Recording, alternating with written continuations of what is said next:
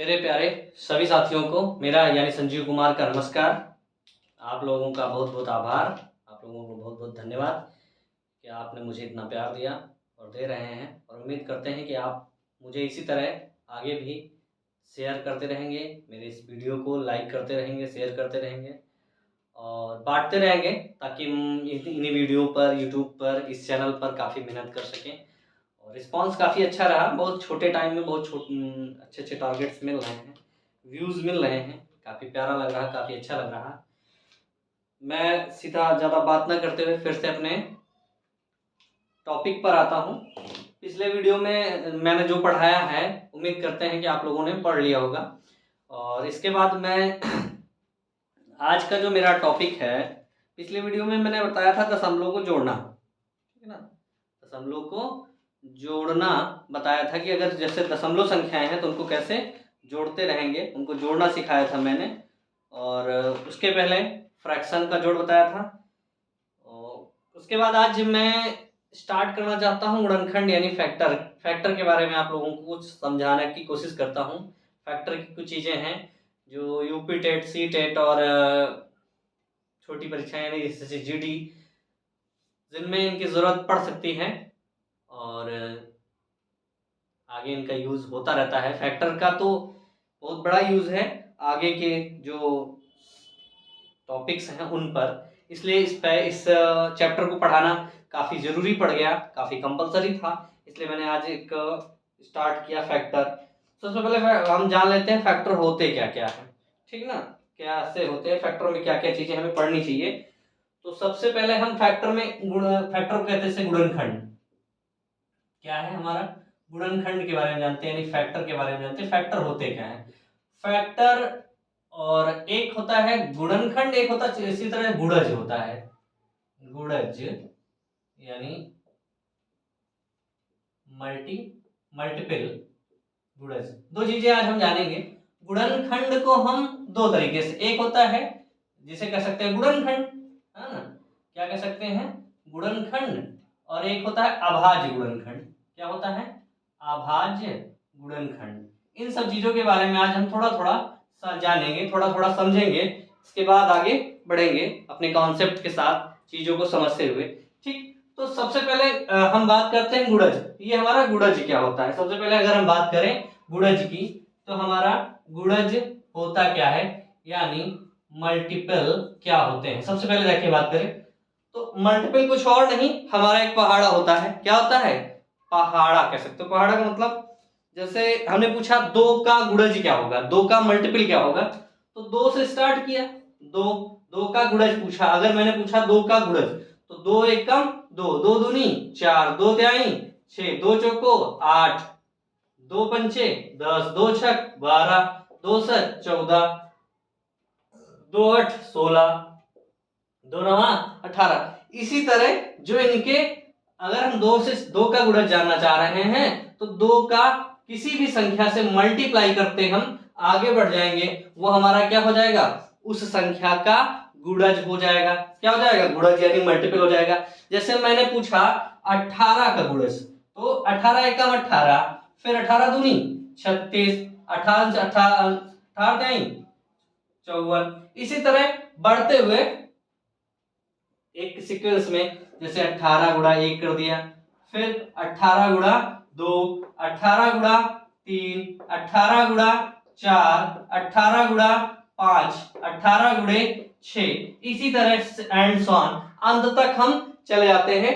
और कोई भी संख्या, जैसे 36 की बात करें तो वही 36 गुणे 1 यानी 36 गुणे 1, 36 मतलब 36 गुणे 1, 36 गुणे 2, 36 गुणे 3, 36 गुणे 4, 36 गुणे 5, ये हमारे क्या हो जाएंगे, इस 36 के फैक्टर यानी गुणज हो जाएंगे। इस 36 के फैक्टर क्या क्या हो जाएंगे, यही 36 एकम 36, दूना दूना दूना तीना चारा, मतलब एक संख्या लें, उसके गुणज निकालने के लिए हम क्या करते हैं, उसके फैक्टर निकालने के लिए हम उसको गुणज मल्टीपल, सॉरी फैक्टर नहीं, मल्टीपल निकालने के लिए हम उसको एक दो, जिस भी टर्म का फैक्टर हमें निकालना है उसी तरह हम इसको गुणज करते हुए, गुणा करते हुए चले जाते हैं, तो हमारा गुणज प्राप्त हो जाता है।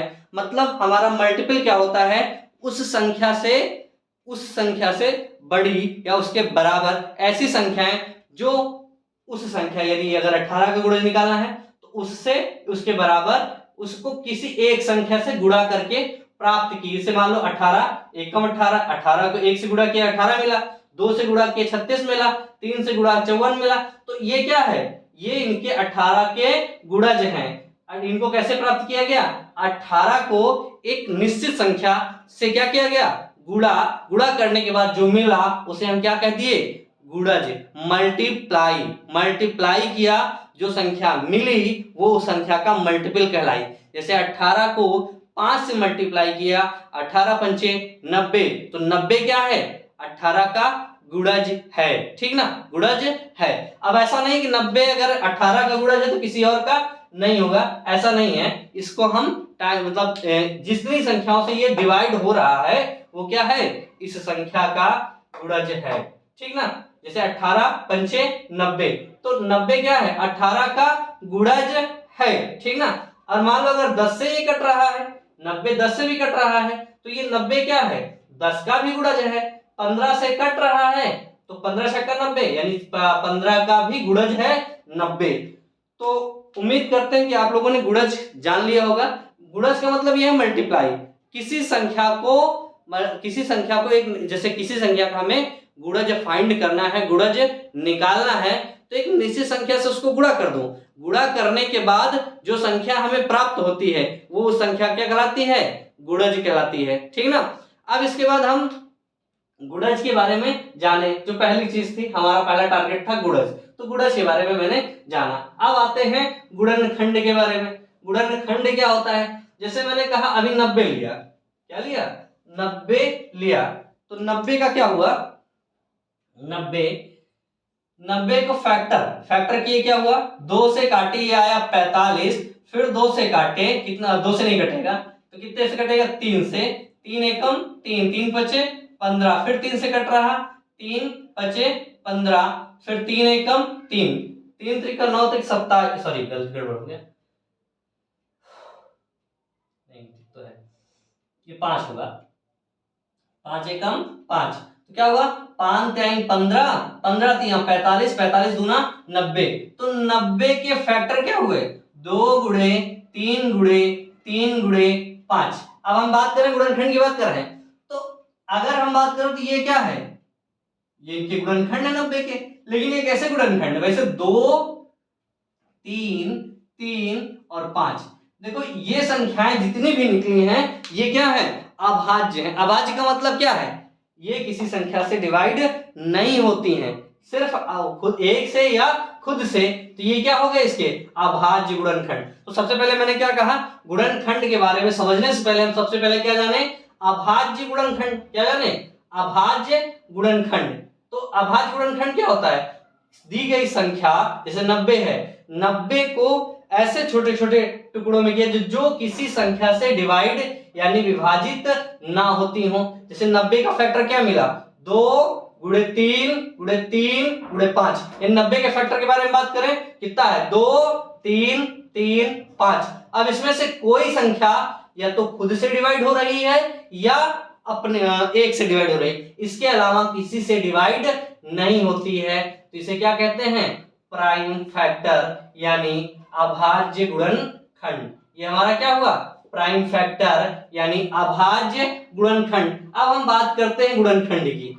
तो गुणनखंड क्या होता है, जैसे 90 है, हमने क्या लिया 90 है, इस 90 की बात करें तो सबसे पहले 1 से विभाजित हो रहा, जी हाँ 1 से विभाजित हो रहा, फिर देखा क्या मैंने कि 2 से 90 कट रहा है, हाँ 2 से भी कट रहा है, ठीक ना, क्या है 2 से हमारा कट रहा है, 3 से कट रहा, हाँ 3 से कट रहा है, फिर देखा क्या 4 से कट रहा, देखो 4 से कट रहा कि नहीं कट रहा ये जानना है हमें, तो हमने फैक्टर निकाल लिए, क्या निकाले इसके फैक्टर, क्या निकला 2 3 3 5। अब देखो इसमें किसी का जोड़ा बनाने से 4 आ रहा है, नहीं आ रहा, क्योंकि 2 है यहाँ, 1 2 और होता तब 4 मिलता, तो यहाँ क्या है 2 गुणे 3 गुणे 3 गुणे 5, तो ये 4 से विभाज्य नहीं हो रहा, क्योंकि इसमें देखो 2 केवल एक बार है, तो 4 से विभाजित नहीं हो रहा, 5 से हो रहा, देखो 5 है ना इसमें, तो 5 से विभाजित हो रहा, ठीक। 6 से, तो तो 3 दूना 6, 6 से विभाजित हो रहा,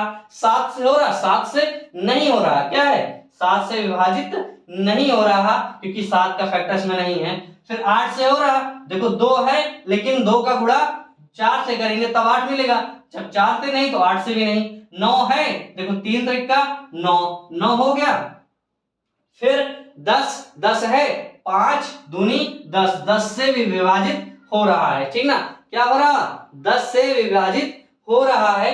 11 से, देखो 11 का फैक्टर इसमें है नहीं है। 12 से 3 दूना 6, 3 दूना 6, लेकिन 2 नहीं मिल रहा है क्योंकि 12 के लिए क्या है, 12 का फैक्टर क्या होगा 2 गुणे 2 गुणे 3, तो इसमें क्या है 12 का फैक्टर हमारा क्या मिला 2 गुणे 2 गुणे 3, 3 2 दूनी 4 त्याई 12, इसमें 3 तो है 2 है लेकिन 1 2 नहीं है, 1 2 इसमें नहीं है, केवल एक ही बार 2 है और बाकी एक बार नहीं है। तो 12 के फैक्टर में क्या है, अगर 2 बार 2 होता इस संख्या में तो 12 से विभाजित होता, अदरवाइज नहीं होगा। तो 2 कितने बार है, केवल एक बार, तो इसे 12 से विभाजित नहीं होगा। 13 से नहीं होगा, 14 से नहीं होगा क्योंकि 14 के लिए क्या 7 होना चाहिए। 15 से देखो है 5 त्याई 15, 15 का फैक्टर क्या है 5 गुणे 3, तो 5 त्याई 15, 5 त्याई 15 यानी 15 से विभाजित है। 16 से है क्योंकि 16 का फैक्टर क्या है 2 दूनी 4 दूनी 8 दूनी 16, यानी 2 कितनी बार होना चाहिए 4 बार, तो एक ही बार है तो 16 से विभाजित नहीं है। 17 से नहीं है, 17 से नहीं है, तो अब इसके बाद क्या है 18 की बात करो, तो 18 का फैक्टर क्या है हमारा, 18 का फैक्टर ध्यान से देखिए कितना है 2 गुणे 3 गुणे 3, 3 त्रिका 9, 9 दूनी 18, तो है देखो है यहाँ 2 गुणे 3 गुणे 3 यानी ये 18 से विभाजित है। 19 की बात करो, किसकी बात करो 19, 19 तो किसी से विभाजित नहीं तो इससे विभाजित नहीं होगा। 20 की बात करो तो 5 दूनी 10, 10 तो मिल रहा है लेकिन 10 दूनी 20 होता है, एक बार 2 नहीं है। अगर यहां हम लिखें 20 की बात करें, किसकी बात करें 20, 20 का फैक्टर क्या है 2 दूनी 4, 4 पंचे 20, 5 है 2 है लेकिन एक बार 2 नहीं है तो 20 से विभाजित नहीं होगा। 21, 21 का फैक्टर क्या है 7 त्रिक 21, तो 7 नहीं है।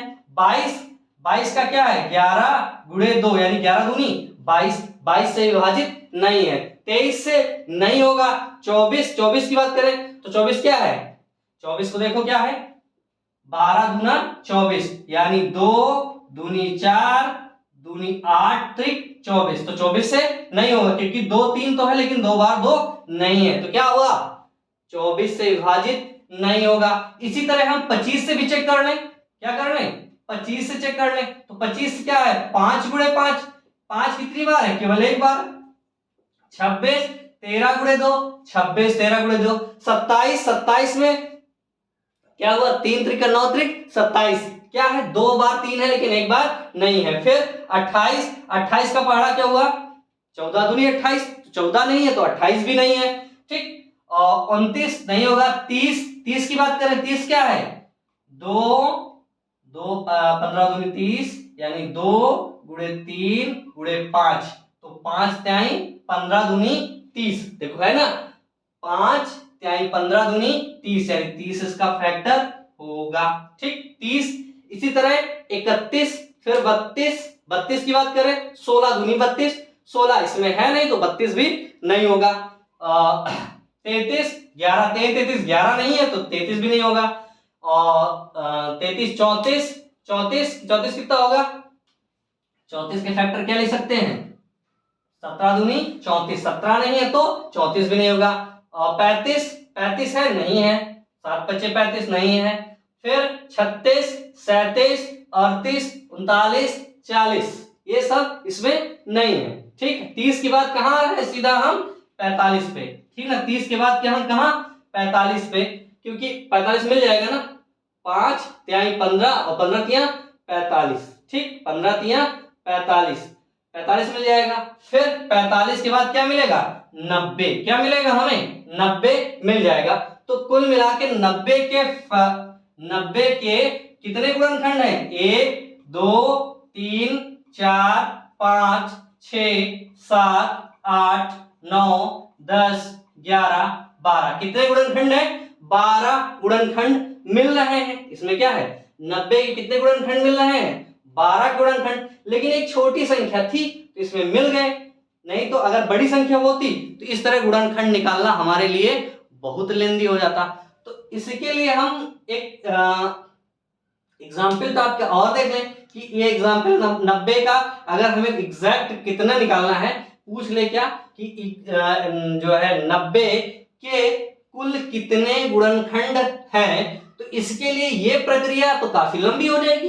इसमें क्या होगा, ये प्रक्रिया हमारी काफी लंबी हो जाएगी। तो इसके लिए एक ऑप्शन निकला हमारे पास, 90 का फॉर्मूला या ट्रिक कह सकते हो। 90 के फैक्टर अभाज्य गुणनखंड निकाले, क्या हुआ, 2 की पावर कितना है 1, फिर 3 की पावर कितना है 2, और 5 की पावर कितना है 1। ये तो है ना 90 का फैक्टर। भाई 2 कितनी बार है, 1 बार। 3 कितनी बार है, 2 बार, तो 3 की पावर 2। 5 कितनी बार है, 1 बार। तो इसके कितने फैक्टर हो गए, इसको जानने के लिए सबसे पहले क्या करेंगे, जो पावर्स हैं, क्या है, जो पावर कितनी है 1, तो 1 में 1 जोड़े कितना मिल गया 2। फिर इसकी पावर कितनी है 2 में 1 जोड़े कितना मिला 3। फिर इसकी पावर कितनी है 1 में 1 जोड़े कितना मिल गया 2। कितना हुआ 2 गुणे 3 गुणे 2, तो 3 दूनी 6 दूनी 12। कितने फैक्टर हो गए 12। देखो 12 है ना, 1 2 3 4 5 6 7 8 9 10 11 और 12। कितने मिल गए हमें, 12 मिल गए। कितने हैं, तो 90 के कुल कितने गुणनखंड होंगे, कितने होंगे 12 गुणनखंड होंगे। इससे हमने निकाला, इस तरीके से भी मैंने निकाला। निकालने का तरीका जो प्रॉपर है, अगर वो संख्या है तो कैसे निकालेंगे, वही मैंने बताया कि 1 2 3। लेकिन अगर मान लो यही 90 से बड़ी संख्या होती तब हम क्या करते, इसके लिए सीधा सा एक सिंपल सा तरीका है। 90 के हमने निकाले क्या, अभाज्य गुणनखंड। अभाज्य गुणनखंड निकाले, तो अभाज्य गुणनखंड निकाले, जो भी अभाज्य गुणनखंड निकलते हैं उनकी पावर्स लिख लेते हैं। जैसे 2 पर कितना पावर है 1, 3 पर कितना पावर है 2, 4 5 पर कितना पावर है 1। सभी पावर्स में 1 जोड़ दो, 1 है 1 में 1 जोड़ा मिला कितना 2। फिर 3 की पावर 2 है 1 जोड़ा मिला 3। 5 की पावर 1 है 1 जोड़ा मिला कितना 2। तो ये मिले और इन सब को आपस में हम क्या करते हैं, गुणा। तो 2 गुणे 3 गुणे 2 यानी कितना हुआ 2 दूनी 2 यानी 6 दूनी 12। यानी इसके कितने गुणनखंड हो गए 12। यानी 90 के कुल 12 गुणनखंड होंगे। अगर 12 निकालना है गुणनखंडों की संख्या, क्या निकालनी है, गुणनखंडों की संख्या। क्या निकालनी है हमें, गुणनखंडों की संख्या निकालनी है। तो कैसे निकालेंगे, ये तरीका हमारा ये वाला कि इसकी पावर्स में एक जोड़ के, पावर्स में 1 जोड़ा और उन सबको मल्टीप्लाई कर दिया, तो हमें जो मिला, जो उत्तर मिला उतने ही गुणनखंड हमें प्राप्त होंगे। अगर ये तो हुआ गुणनखंड की संख्या की 12 गुणनखंड होंगे, ये प्राप्त हो गया। लेकिन अगर यही हमें पूछ ले कि कौन कौन से गुणनखंड होंगे, तो उसके लिए हम क्या करेंगे, इस तरीके को अपनाएंगे। कौन कौन से निकालने हैं, इसके लिए मैंने क्या तरीका बताया, इसी तरीके से आप लोग इसके गुणनखंड निकालिएगा।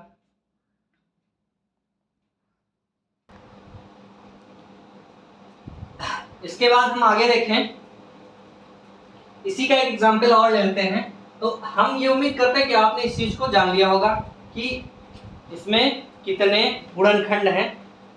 अब अगर हम यहाँ यही बात करें तो हम 12 गुणनखंड जान लिए कि इसमें कुल कितने गुणनखंड हैं, 12 गुणनखंड मिल रहे हैं। अगर हम यही इवन ऑड की बात करते तो हम कहें कुल गुणनखंडों के लिए मैंने क्या बताया, कुल गुणनखंडों के लिए सीधे सीधे मैंने क्या बताया था, 1 + 1 है ना, गुणे 2 + 1, फिर 1 + 1, तीनों में गुणा के कितना मिल गया 12। ये क्या है हमारा कुल गुणनखंड। क्या है, कुल गुणनखंड। ठीक, अभाज्य की बात नहीं कर रहा हूं मैं, अभाज्य गुणनखंड कितनी बात कर रहा हूं, कुल गुणनखंडों की। अगर यही देखें तो सम गुणनखंड कितने हैं, सम सम संख्याएं क्या होती हैं? जो दो या दो से विभाज्य हो, ठीक है, तो दो हो या तो दो से विभाज्य हो। तो पहली सम संख्या क्या है? दो, फिर दो के बाद 3 5, फिर 6 है, फिर कितनी है? 9, फिर इसके बाद क्या है? 10 है, ठीक, फिर 15 नहीं है, 18 है, फिर 30 है, फिर क्या है? 90। इसमें सम गुणनखंड कितने हैं? इसमें सम गुणनखंड कितने हैं? तो 2, 6, 10, 18, 30 और 90। तो विषम गुणनखंड कितने हैं? क्या है? विषम गुणनखंड। क्या बात कर रहे हैं हम? विषम गुणनखंड की। विषम गुणनखंड कितने होंगे? ध्यान से देखो, 1 होगा, फिर 3 होगा, फिर 5 होगा, फिर इसके बाद क्या है? 9 के बाद कितना है? 15, फिर 45। ये हमारे क्या है? विषम गुणनखंड। तो कितना हुआ? 1 2 3 4 5 6, 6 हमारे क्या मिले? विषम गुणनखंड। और 1 2 3 4 5 6, 6 ही हमारे क्या मिल गए? सम गुणनखंड। 6 ही हमारे क्या मिल गए? सम गुणनखंड। तो सम गुणनखंड देखो क्या किया हमने? टोटल गुणनखंड निकाल लिए, उसमें सम कितने हैं और विषम कितने हैं, ये चीज मैंने देखी, ठीक है। इसका तरीका तो मैंने बताया कि सबसे क्या करो? पावर्स को एक जोड़ के मल्टीप्लाई कर दो। पावर्स में एक जोड़ के क्या कर दो? मल्टीप्लाई कर दो। तो हमें क्या मिल जाएगा? कुल गुणनखंडों की संख्या मिल जाएगी। क्या मिल जाएगी हमें? कुल गुणनखंडों की संख्या। अब दूसरी चीज हम जाने क्या कि इनका सम गुणनखंड प्राप्त करना हो या विषम गुणनखंड प्राप्त करना हो तो क्या करेंगे? सबसे पहले सम की बात करें। सम में क्या है? यहाँ की पावर, सम में कितनी पावर है? ये विषम की बात करो तो विषम में क्या है? विषम संख्याओं की पावर। ये कितना है? 2। इसकी बात करो, देखो 2 की पावर कितना है? 2। तो 2 में एक जोड़ा कितना मिला? 3। 2 में एक जोड़ा, देखो विषम की बात कर रहा हूँ। 2 में एक जोड़ा, तो 2 + 1 कितना बन गया? 3। और 5 में एक जोड़ा कितना मिला हमें? 5 की पावर में, तो ये कितना? 2 3, 3 दूनी 6, यानी विषम गुणनखंड कितने मिल गए? 6। अगर हमने विषम गुणनखंड प्राप्त कर लिए तो टोटल से घटा देंगे। 12 टोटल है, विषम 6 है, तो सम कितने मिल जाएंगे? 6। कितने मिल जाएंगे? 6 विषम मिल जाएंगे। लेकिन अगर हम सम केवल फाइंड करना चाहें तो वास्तव में सम कितने हैं तो क्या करेंगे? ठीक, तो हम क्या करेंगे? ध्यान से देखिए आप लोग, क्या हो रहा है यहां। हमने क्या बताया? हम क्या करेंगे? सबसे पहले यहां निकाल लिया कुल गुणनखंड 12। विषम गुणनखंड कि कैसे निकाले? विषम वाले पद, विषम वाले कहां के? यहाँ 2 हैं, फिर 5 हैं, तो इनकी पावर्स विषम निकालने के लिए क्या कीजिए? जो पावर्स हैं उनमें एक जोड़ दो, जो भी विषम की पावर है। यहाँ विषम पे पावर कितनी? यहाँ देखो 3 पर पावर है 2 और 5 पर पावर कितनी है? 1। तो जो भी इन पे पावर है उसमें एक जोड़ दो। 3 पर पावर कितनी है? 2, तो 2 में एक जोड़ा कितना मिला? 3। और फिर 5 पर कितनी पावर है? 1 पर एक जोड़ा 2 मिला। इन दोनों का गुणा कर दो तो हमें क्या मिल जाएगा? 6 मिल जाएगा। अब इसके बाद ये तो विषम की बात हो गई, विषम निकाल लो।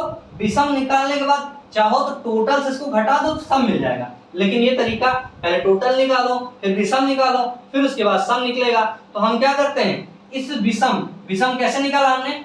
विषम निकाला कितना कि 2 + 1 किया, इधर कितना किया? गुणे कर दिया 1 + 1 से। ये तो हो गई हमारी विषम के लिए। इसी विषम में जो 2 की पावर, 2 की पावर कितनी है? यहाँ तो 1 है, इसी से कर दो गुणा, तो ये भी कितना मिल जाएगा हमें? ये 1 है, 1 रहेगा, और ये 2 1 3 है, 3 रहेगा, और ये 2 कितना हो जाएगा? 3 दूनी 6। कितनी बन जाएगी हमें? 6। तो सम के लिए क्या किया हमने? पहले विषम निकाल लिया और विषम को 2 की पावर जितनी है उससे गुणा कर दिया, तो हमें क्या मिल गया? सम संख्या, सम गुणनखंड मिल गए। ये बात समझ लिया आप लोग कि नहीं? इसी चीज को हम एक दूसरे एग्जाम्पल से समझेंगे और उसको देखते हैं कैसे क्या होता है। ध्यान से देखिए आप लोग, जैसे यही हम एग्जाम्पल लिए 300 का, ठीक है। एक एग्जाम्पल लिए 300, क्या है हम लिए 300, 300। तो 300 के फैक्टर क्या हुए देख लेते हैं हम। 300 के फैक्टर अभाज्य कितना हुआ, 2 इधर आ गया 150, फिर 2 75, ठीक, फिर 2 नहीं, अब 2 नहीं 3, कितना हो जाएगा 3, तो 3 जाएगा तो 3 दूनी 6, 3 बचे 15, फिर 5 हम 25, 5 एकम 5, कितना हो गया, तो 300 के फैक्टर क्या हुए, 5 बचे हम 25 तिया 75, दूना 150 दूना 300, तो 300 के फैक्टर कितने हुए, 2 गुणे 2 गुणे 3 गुणे 5 गुणे 5। ये हमारे इसके क्या हुए, अभाज्य गुणनखंड। ये क्या है, प्राइम फैक्टर। ये क्या हमारा निकला, अभाज्य गुणनखंड, ठीक है ना। इसको हम मिटा देते हैं क्योंकि ये तो एक नॉर्मल तरीका था आप लोगों को बताने का। इसके अभाज्य गुणनखंड निकालेंगे कैसे, कैसे निकालेंगे अभाज्य गुणनखंड। तो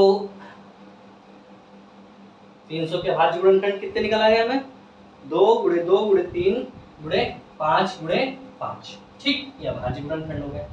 अब हम इसके फैक्टर गुणनखंड निकालते हैं। कुल गुणनखंड, अभाज्य तो निकाला है, तो गुणनखंड निकालने के लिए सबसे पहले मैंने क्या बताया, गुणनखंड, क्योंकि 300 है, ध्यान से देखिएगा, 1 से तो कटेगा ही, 1 से तो सभी संख्या कटती हैं, 2 से कट रही है, 3 से कट रही है, 4 से 2 दूनी 4 है, कट रहा है, फिर 5 से 5 है, फिर 6 3 दूनी 6 है, 7 नहीं है, 8 है नहीं है, 9 भी नहीं है, 10 है, 5 दूनी 10 है, फिर 11 नहीं है, 12 है, 3 दूनी 6 दूनी 12 हो गया, 13 है नहीं है, 14 नहीं है, 15 5 त्याई 15, फिर 16 2 दूनी 4 चौक 16 नहीं है, 17 नहीं है, 18 3 छंग 18, तो 3 18 क्या होता, 18 बराबर 3 त्रिका 9 दूनी 18, तो 3 और 2 तो है लेकिन 1 3 नहीं है, तो 18 से भी नहीं होगा, 19 20 है, 5 चौको 20 भी है, ठीक, 21 7 21 नहीं है, 22 11 दूनी 22 नहीं है, 23 24 की बात करो तो 24 कितना होता है, 24 का फैक्टर 2 दूनी 4 दूनी 8 त्रिक 24, तो क्या है 1 2 नहीं है, 24 भी नहीं होगा।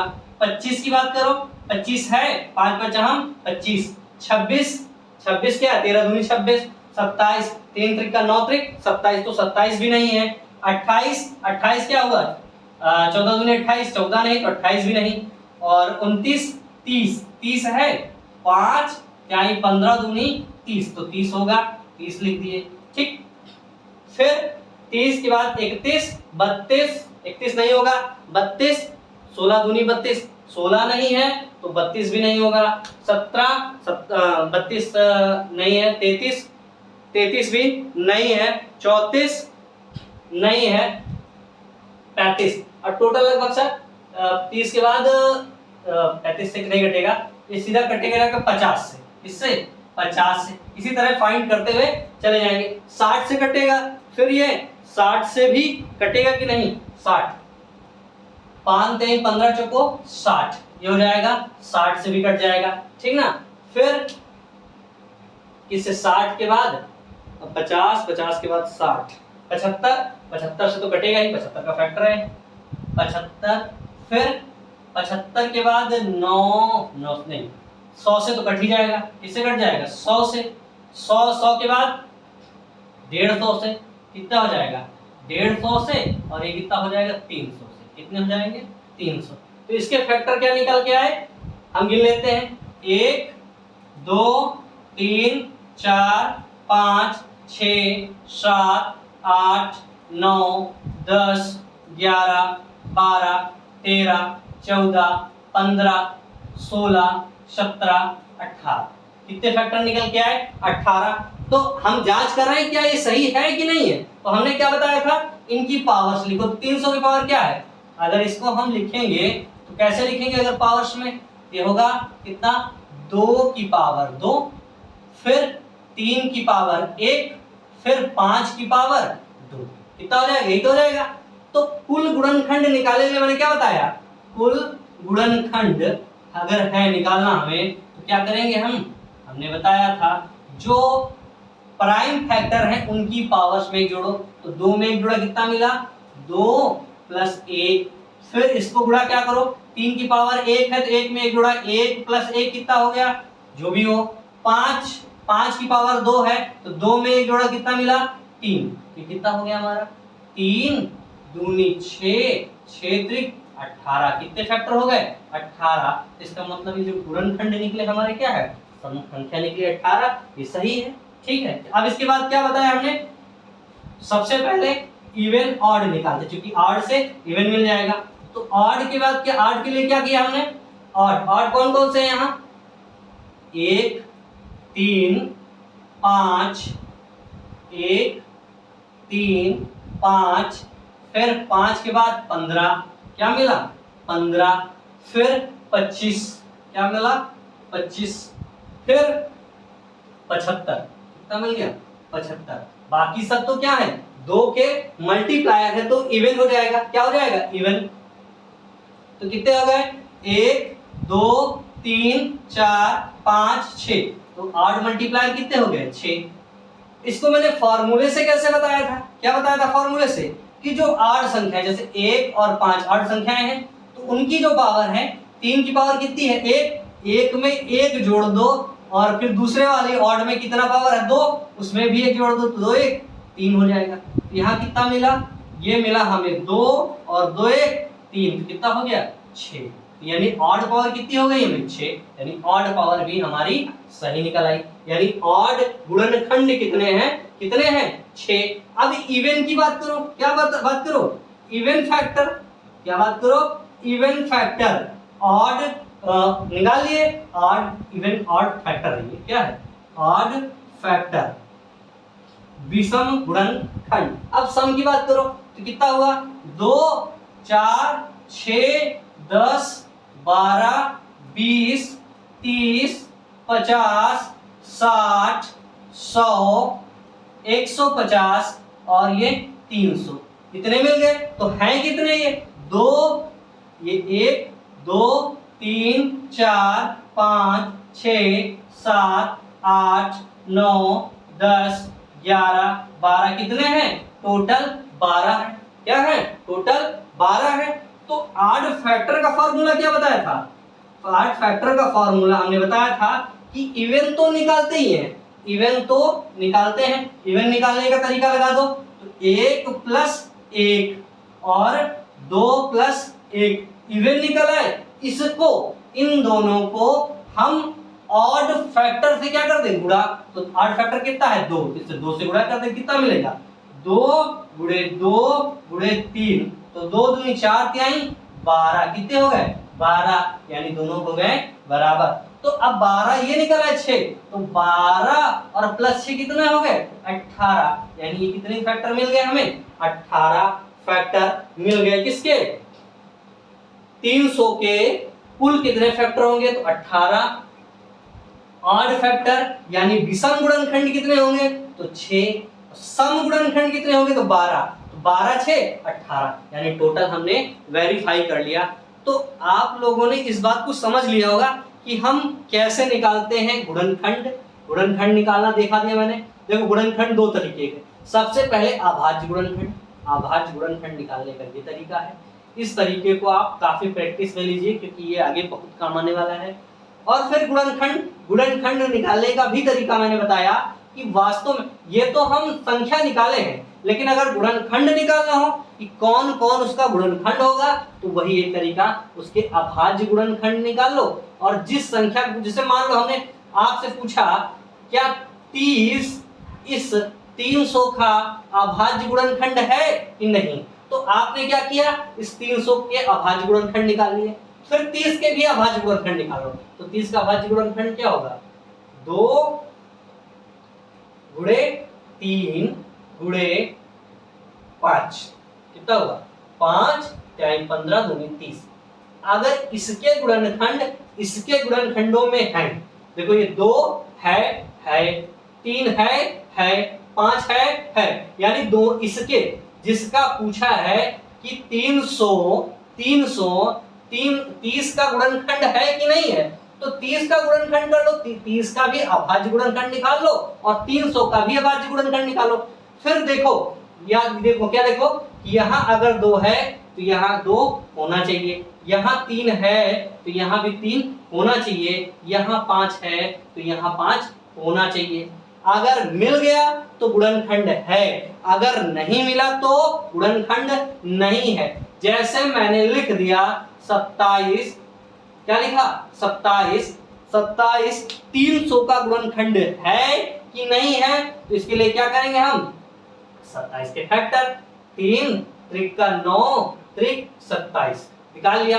तो देखा क्या मैंने, इसका 300 का फैक्टर हमने क्या लिखा था, यही तो लिखा ना, 2 दूनी 4 त्याई 5 पूरे 5।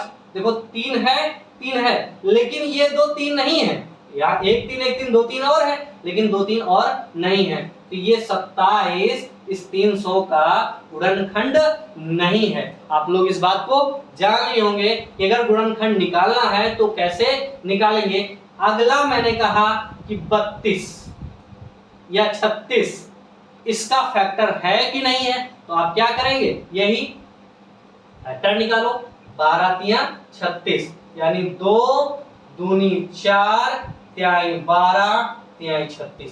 तो देखा क्या मैंने कि ये तो दूसरी बात। अब यहाँ क्या 2 मिला फिर 2 मिला फिर 2 मिला 3 मिला, लेकिन ये 3 नहीं मिला, दूसरा एक 3 है, ये 3 नहीं मिला, तो ये 36 भी इस 300 का गुणनखंड नहीं होगा। ये आप लोग ध्यान से समझ लिए होंगे, ठीक ना।